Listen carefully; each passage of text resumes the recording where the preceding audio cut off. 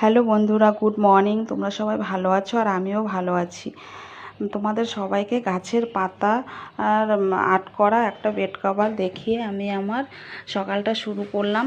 সকালবেলা আমার সব কাজ সেরে নিয়েছি, সকাল সকাল উঠে স্নান পুজো করে নিয়েছি। তবে কয়েকদিন হলো বেড কভার পাতা হয় না, 4-5 দিন হয়েছে। 4-5 দিন পরে আমি এখন একটা বেড কভার তুলে নতুন একটা বেড কভার পেতে নিলাম। এদিকে আমি পিলো কভারগুলো ভরে নিয়েছি, এখানেই রেখে দিলাম। তবে এখন আর নতুন পিলো কভার ভরবো না, কারণ 2 দিন বাদে পুজো চলে আসছে, তখন একবারে আমি নতুন পিলো কভার বা বেড কভার পাতবো। এখন কদিন এটাই পাতা থাকবে। এদিকে আবার আমি